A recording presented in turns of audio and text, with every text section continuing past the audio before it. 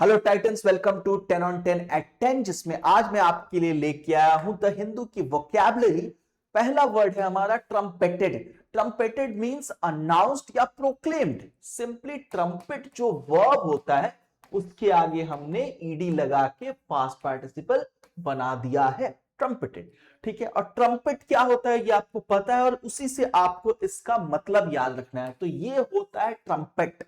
ठीक है, Trump defeated, defeated का ईडी और फिर ट्रम्पेटेड। ट्रम्पेटेड मतलब उन्होंने जोर जोर से चिल्ला के announced and proclaimed, he announced and proclaimed that he has one. ठीक है, तो ट्रम्पेटेड यानी कि ट्रम्प ने ट्रम्पेट को जोर से बजाया when he defeated his arch rival. ठीक है, जो भी लीडर थे अपोजिशन में उनको हराया।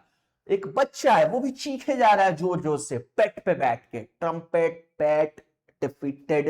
तो बेसिकली इन सब का मतलब जोर से शोर करना, अनाउंसमेंट करना। सिंपल। तो आप इसी से ट्रम्पेटेड को याद रखेंगे कि something which has been announced और प्रोक्लेम्ड हैज बीन ट्रम्पेटेड। ठीक। अगला वर्ड है हमारा कर्टेल। कर्टेल का मतलब ये भी वर्ब है। कर्टेल का मतलब किसी चीज को रोकना, किसी चीज में बाधा डालना, किसी चीज को छोटा करना। प्रोग्रेस को कर्टेल करते हैं आप लोग अक्सर। ठीक है, किसी चीज, किसी डेवलपमेंट को कर्टेल किया जाता है किसी तरीके का। तो इसको भी याद रखना बहुत सिंपल है। कर्टेन है और इस कर्टेन को आधा कर दिया है किसने? इस बिल्ली ने।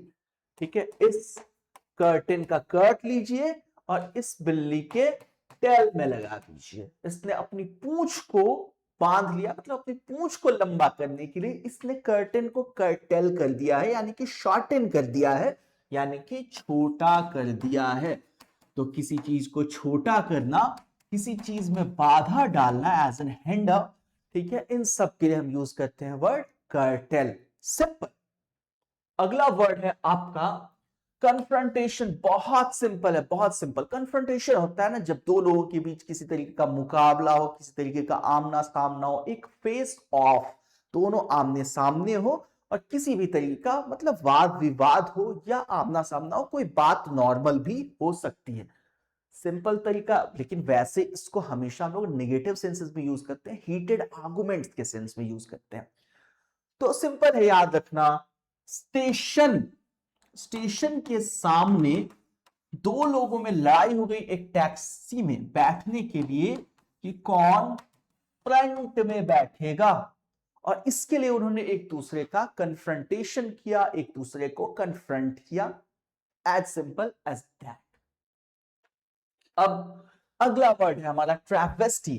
ट्रैवेस्टी होती है ना कोई ऐसी चीज जो बेहुदा मजाक हो, किसी चीज की मौकरी हो, किसी चीज के ऊपर कोई सिली कमेंट हो, किसी का मजाक उड़ाया गया हो। इन सब सेंसेस में हम लोग यूज करते हैं ट्रैवेस्टी का। जैसे शहंशाह हैं जिन्होंने ताजमहल बनवाया बस्ती के सामने, तो ये कहना चाहते हैं बेसिकली कि तेरी बस्ती, ठीक है, तेरी बस्ती के सामने हम ताजमहल बनवा के तेरी ट्रैवेस्टी कर रहे हैं। ठीक है, तेरी बस्ती के सामने ताजमहल के बनवा के ट्रैवेस्टी कर रहे हैं। 1964 में एक फिल्म आई थी जिसका नाम था लीडर। तो लीडर में शकील बदायूनी साहब की लिखी गई एक नज्म थी, एक शहंशाह ने बनवा के हंसी ताजमहल दुनिया को दिया है मोहब्बत का तोहफा, ऐसा कुछ था। कोई ऐसी मेमोरेबल चीज नहीं है कि मुझे याद रहे। फिल्म का नाम था लीडर।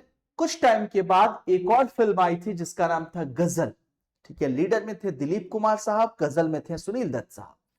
और गजल की सॉरी, लीडर को लिखा था, लीडर के लिरिसिस्ट थे शकील बदायूनी साहब और गजल के थे साहिर लुधियानवी साहब। तो लीडर में तारीफ हुई थी ताजमहल की, एक शहंशाह ने बनवा के हंसी ताजमहल दुनिया को दिया है मोहब्बत का तोहफा। साहिर लुधियानवी साहब ने उस पर तंज कसा था कि एक शहंशाह ने दौलत का सहारा लेकर हम गरीबों की मोहब्बत का उड़ाया है मजाक, ट्रैवेस्टी। ठीक है, the Taj Mahal, the Taj is a travesty. ठीक है, चलिए अब विम्सी पे आते हैं। विम्सी, अगर आप लोग वो कैब सेशंस देख रहे हैं, आप में से कुछ लोग, तो अभी 2-3 दिन पहले विम्सिकल हमने किया था, उसी से विम्सी को वापस मैं कनेक्ट कर रहा हूं। बेसिकली क्वेंट के सेंस में होता है, quaint as in old fashioned, ठीक है, क्वेंट ओल्ड फैशन्ड। अब एक दादाजी हैं जो विम का यूज करके, ट्रेडमार्क कॉपीराइट कुछ ना कुछ आएगा इस पे, ठीक है, तो विम का यूज करके उन्होंने ढेर सारे बबल्स बनाए हैं और बच्चे कह रहे हैं see how good are the bubbles, how cute are the bubbles. तो विम सी, ये विम्सी, दादाजी की ये हरकत कैसी है, विम्सी है, दादाजी भी विम्सी। विम्सी होता है ओल्ड फैशन, थोड़ा थोड़ा चुलबुलापन, बच्चों वाला चुलबुलापन भी उसमें होना चाहिए। तो अगर कोई विम्सी है तो चुलबुला हो सकता है, कोई हरकत चुलबुली है तो वो विम्सी है, कोई इंसान विम्सी है, कोई हरकत विम्सी है, तो वो थोड़ी ओल्ड फैशन भी हो सकती है। But at the end of the day whimsy का मतलब होता है थोड़ा ओल्ड फैशन और थोड़ा मतलब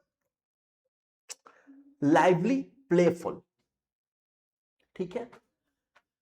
अब आते हैं हम एक्सेंचुएट पे, जो कि एक्सेंट से सबको पता होगा। एक्सेंट जैसे आता है, आप सभी लोग नोटिस करते हैं ना किसी का एक्सेंट, कि भाई उसका एक्सेंट तो बड़ा अलग है, वहीं से एक्सेंचुएट आता है।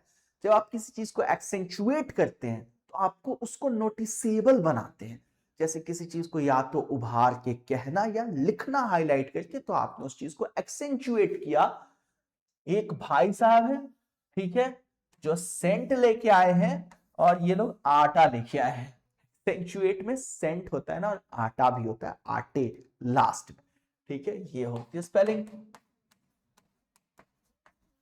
अब एक्सेंचुएट का मतलब ये आ गए हैं, इनकी सेंट की बोतल महंगी है, इनको ज्यादा पैसे चाहिए, लगान ज्यादा चाहिए, और ये कह रहा है हमारे पास तो आटे के भी पैसे नहीं है, तो ये अपनी प्रॉब्लम को एक्सेंचुएट कर रहे हैं। ये जो किसान है ये अपनी प्रॉब्लम को एक्सेंचुएट कर रहे हैं, यानी कि दिखा रहे हैं, नोटिसेबल बना रहे हैं, और ये अपनी बात को नोटिसेबल बना रहे हैं कि हमें सेंट खरीदने के लिए पैसे चाहिए। तो दोनों अपनी अपनी बातों को एक्सेंचुएट कर रहे हैं। एक और तरीका याद रखेंगे कि जब ये हिंदी बोलेंगे तो कैसे बोलेंगे, टुगुना लगान देना पड़ेगा, ठीक है, दैट सॉर्ट ऑफ थिंग। तो वो एक्सेंचुएट करते हैं। जब अंग्रेज लोग हिंदी बोलते हैं तो उनका एक्सेंट जो होता है, एक्चुअल एक्सेंट, वो आ जाता है, यानी कि आते ही रहता है उनका एक्सेंट, एक्सेंचुएट हो जाता है उनका एक्सेंट, नोटिसेबल हो जाता है। एक्सेंचुएट का मतलब किसी चीज को नोटिसेबल बनाना, सिंपल। अगला वर्ड है हमारा डिसइंसेंटिव। डिसइंसेंटिव कहते हैं किसी ऐसी चीज को जो इंसेंटिव, सिंपल है, ये इंसेंटिव हम देते हैं किसी को जब उसने कुछ अच्छा किया हो तो इनाम के तौर पे। डिसइंसेंटिव कोई ऐसी चीज होती है जो उसको डिस्करेज करे, इंसेंटिव उसको एनकरेज करता है कि आगे और काम करो, डिसइंसेंटिव उसको डिस्करेज करता है कि अब वो और काम करने से इनकार कर देगा। एक शेफ है, शेफ ने बनाई है एक ऐसी डिश जो काफी शानदार है, काफी शानदार, लेकिन इसका बॉस इसको डांट रहा है किसी बात पे और कह रहा है कि अब तुम्हें कोई इंसेंटिव नहीं मिलेगा। और ये जो डांट थी ये शेफ के लिए डिसइंसेंटिव हो गई, इस रेस्टोरेंट के लिए डिसइंसेंटिव हो गई। क्यों? क्योंकि इस बात के बाद शेफ ने मेहनत करनी बंद कर दी और इस डिश को बनाना बंद कर दिया। तो मैनेजर की डांट जो थी वो डिसइंसेंटिव हो गई, क्योंकि उसने एक काम को आगे करने से शेफ को डिस्करेज कर दिया, ठीक है। यही होता है डिसइंसेंटिव, सॉरी, डिसइंसेंटिव का मतलब, नॉट डिसइंसेंटिव। अब आते हैं डिक्राई पे। डिक्राई सिंपल सी चीज होती है, जब आप किसी चीज को, वर्ब होता है, ये डिक्राई करते हैं तो आप उसको पब्लिकली उसको रिप्रोच कर रहे होते हैं, उसकी निंदा कर रहे होते हैं, उसके बारे में कड़ी बातें, निगेटिव बातें कर रहे हैं। याद रखना बहुत सिंपल है, विपक्ष के सारे नेता इकट्ठे हो गए हैं और एक गरीबी जनता, देश की जो जनता है, गरीब जनता, नॉट गरीबी जनता, उसको स्टेज पे ला के ये लोग क्राई करवा रहे हैं, कह रहे हैं दे क्राई, रो दो जितना रोना है, क्योंकि हमें डिक्राई करना है सरकार को, सरकार को हाय हाय कर रहे हैं, ये सरकार की निंदा कर रहे हैं। तो ये लोग बेसिकली गवर्नमेंट को डिक्राई कर रहे हैं कि उसकी पॉलिसीज ऐसी हैं कि गरीब लोग तो दिनों दिन क्राई ही किए जा रहे हैं। तो दैट्स व्हाट डिक्राई मीन्स।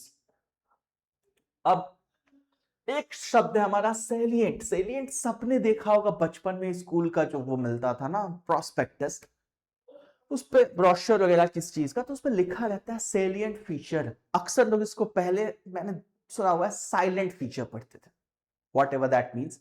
ठीक है, तो सेलिएंट फीचर क्या होता है ना, कोई ऐसा फीचर जो सबसे प्रोमिनेंट हो, सबसे इंपॉर्टेंट हो, जिसपे तुरंत ध्यान जाए कि अरे ये चीज है। जैसे अभी हमने एक्सेंचुएट पढ़ा ना, तो किसी फीचर को अगर हम एक्सेंचुएट कर रहे हैं कि ये हमारा मेन फीचर है, तो वो हमारा सेलिएंट फीचर है। ठीक है, यानी कि जो हमारा सबसे प्रोमिनेंट है, सबसे नोटिसेबल है। शहर में बाढ़ लगी हुई है, बाढ़, और ये एक एंट है, इनको भी एंट पढ़ते हैं हम लोग, आंट एंट, और ये भी एंट है, और दोनों एंट क्या कर रही हैं, सेलिंग कंपटीशन में लगी हुई हैं, अपनी नाव को सेल किए जा रही है। बाढ़ में सभी लोग परेशान थे, ये लोग नाव सेल कर रही हैं, एंट एंड एंट। तो ये बाढ़ का एक सेलिएंट स्पेक्टेकल हो गया, यानी एक ऐसा नजारा हो गया जिसपे सब लोगों का ध्यान गया और सभी लोगों ने इसको नोटिस किया। अब अगला शब्द है हमारा अमीलियरेट। ये एक्चुअली था आज, तो इसको डालना पड़ा। और अमीलियरेट में कई बार बता चुका हूं कि मान लीजिए कहीं चाट का एक ठेला लगा हुआ है, और बिल्कुल भी उस चाट के ठेले पे भीड़ नहीं जुटती है।